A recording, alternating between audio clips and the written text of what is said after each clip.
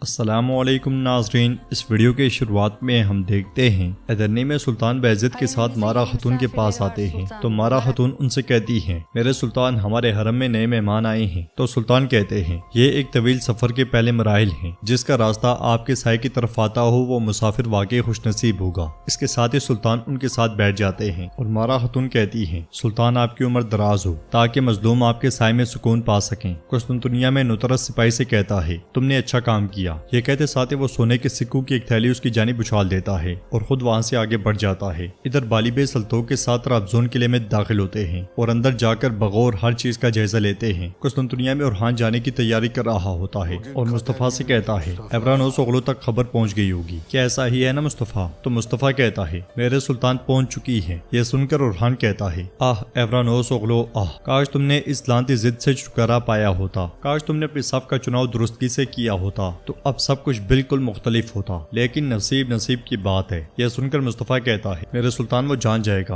اور اس تخت کا حقدار کون ہے وہ سب کچھ جان جائے گا، میرے سلطان شاید آپ کو باہر نہیں جانا چاہیے۔ تو اورحان کہتا ہے مصطفیٰ آج کا دن نصیب کا دن ہے، کرمان اغلو ابراہیم بھی شہنشاہ کے مہمان ہوں گے۔ مصطفیٰ پوچھتا ہے کرمان کے سلطان کا بازنطینی شہنشاہ سے کیا تعلق ہو سکتا ہے؟ جواب میں اورحان کہتا ہے یہ تو وہاں جا کر ہی پتا چلے گا، تمہیں بہت متجسس دیکھ رہا ہوں، خیر تو ہے؟ مصطفیٰ کہتا ہے اگر یہ اہم نہیں ہے تو آپ کو باہر نہیں نکلنا چاہیے، بس اسی لیے۔ ایورانوس اغلو بھیڑیا ہے، اس نے اپنے آدمی کو بھیجا ہوگا، خدارا نہ جائیں، کچھ دن محتاط رہیں۔ اورحان کہتا ہے کہنے کو تو ٹھیک کہہ رہی ہو، لیکن حقیقی عثمانی سلطان کے طور پر میرا وہاں جانا ضروری ہے، تم فکر نہ کرو، ہم نے کتنی ہی سردیوں اور گرمیوں کو دیکھا ہے، اگر ایورانوس اغلو بھیڑیا ہے تو ہم بھیڑیوں کے سردار ہیں، اور جب تک ہمارے پاس تم جیسے ساتھی ہیں یہ جان سلامت ہے انشاءاللہ۔ ساتھی کا مطلب راستے کی روشنی ہے، آؤ راستہ دکھاؤ۔ اس کے ساتھ ہی وہ دونوں آگے بڑھ جاتے ہیں۔ ادھر شہنشاہ نوترس اور ابراہیم بے کے ساتھ بیٹھا ہوتا ہے۔ ابراہیم بے شہنشاہ سے کہتا ہے کرسی تو موجود ہے، اورحان نہیں، یا اورحان ہے تو کرسی نہیں ہے، کیا وہ آئے گا؟ جواب میں شہنشاہ کہتا ہے اورحان راستے میں ہے، وہ تھوڑی دیر میں یہاں ہوگا۔ خاطر تواضع دیکھ کر ابراہیم بھی کہتا ہے یہ لذیذ کباب بنانا مشقت آمیز کام ہے، لیکن ہم یہ کھانا عید قربان پر کھاتے ہیں، تو میرے اندازے میں یہ ساری مشقت بے مقصد نہیں ہے۔ تو پھر بتاؤ کہ یہ عید کس کی عید ہے اور یہ قربانی کس کی قربانی ہے؟ بورسا میں اسحاق پاشا سلطان مراد کی قبر کے پاس آتا ہے اور وہاں موجود پھولوں کو مرجھایا ہوا دیکھ کر پوچھتا ہے یہ ایسے مرجھائے اور خوش کیوں ہیں؟ تو مالی کہتا ہے ان کی جڑیں مٹی میں نہیں جم سکتی تھیں تو اس لیے یہ مرجھا گئے ہیں پاشا، لیکن یہاں کے لوگوں نے ان کا بہت خیال رکھا ہے، آپ کے حکم کے مطابق ہر جگہ گلاب لگائے گئے ہیں۔ یہ سن کر اسحاق بہت خوش ہوتا ہے اور پھر پوچھتا ہے اب بتاؤ خبریں کیسی ہیں، کیا ہمارے بلاوے کا کوئی جواب آیا؟ جواب میں مالی کہتا ہے موصل، کرکوک اور حلب جیسی ترکمان سرزمینوں کے رضاکاروں تک ہمارا پیغام پہنچ چکا ہے اور راستے میں ہوں گے انشاءاللہ۔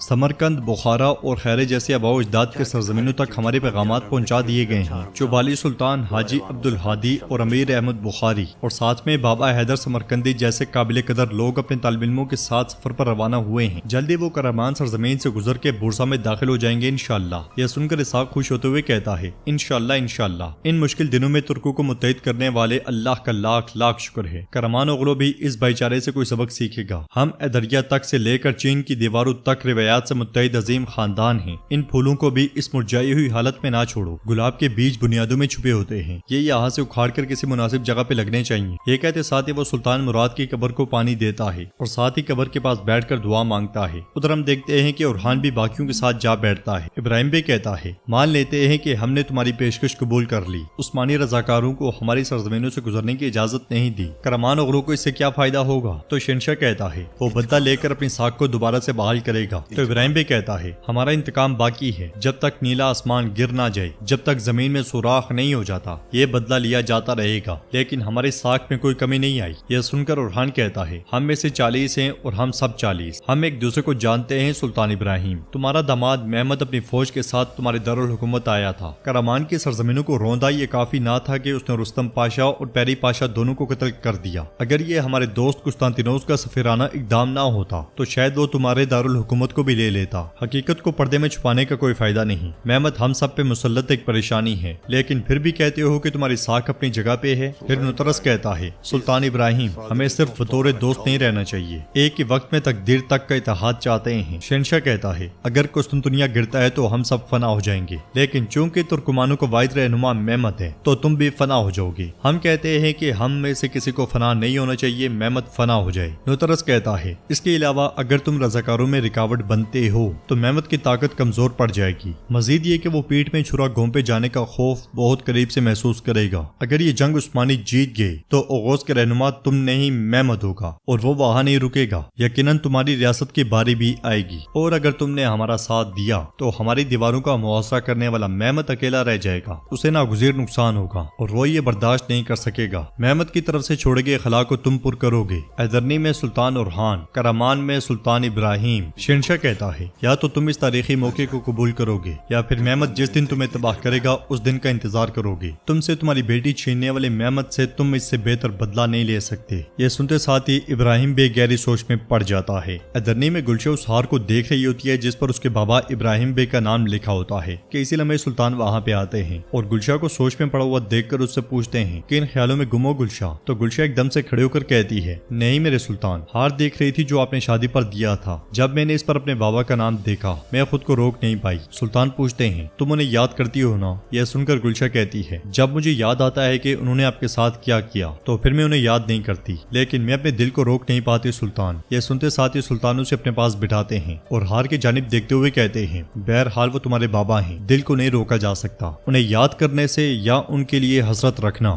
مجھے بالکل بھی ناراضگی نہیں ہوگی، لیکن میں یہ نہیں چاہتا کہ تم غمزدہ ہو کر بیمار پڑ جاؤ، اور نہ ہی میں یہ چاہتا ہوں کہ تم ہمارے شہزادے کو نظر انداز کرو۔ محبت درد کو دور کر دیتی ہے، تم ہمارے شہزادے کی محبت سے اپنے دل کے درد کو دور کرو۔ گلشہ مسکراتے ہوئے کہتی ہے میرے سلطان آپ حق بجانب ہیں، میں جیسے ہی شہزادے کو اپنی باہوں میں لیتی ہوں میرا سارا درد دور ہو جاتا ہے۔ میرا رب کبھی مجھے آپ کی یا اس کی غیر موجودگی نہ دکھائے۔ سلطان اس کا ہاتھ پکڑتے ہوئے کہتے ہیں میں تمہارے ساتھ ہوں گلشہ، تمہارے ساتھ ہوں۔ یہ سنتے ساتھ ہی گلشہ کے چہرے پر مسکراہٹ آ جاتی ہے۔ طرابزون میں گلیوں کی جانب دیکھتے ہوئے شہنشاہ ریزو سے کہتا ہے گلیاں محافظوں سے بری ہوئی ہیں، تم شہر کو کب چھوڑو گے ریزو؟ تو ریزو کہتا ہے اتنا ڈرنے کی ضرورت نہیں ہے، میں آج رات روانہ ہو جاؤں گا۔ جواب میں شہنشاہ کہتا ہے میرے لیے خوف نہیں ہے بلکہ مجھے لوگوں کی حفاظت کی فکر ہے، اور اگر تم چاہو تو صبح کا انتظار کر سکتے ہو۔ مگر ریزو کہتا ہے نہیں، مجھے آج رات ہی روانہ ہونا ہے، کل رات چاند گرہن ہے، اس طرح مجھے اپنی لالٹین کے ساتھ باسفورس سے گزرتے ہوئے کوئی نہیں دیکھ سکے گا۔ یہ سن کر شہنشاہ کہتا ہے تمہاری معلومات نے مجھے متاثر کیا ہے، مجھے امید ہے کہ محاصرہ نہیں ہوگا اور روم کے لوگوں کو ہمارے بھیجے ہوئے اناج کی ضرورت نہیں پڑے گی۔ یہ سن کر ریزو کہتا ہے محمد اپنے خوابوں سے دستبردار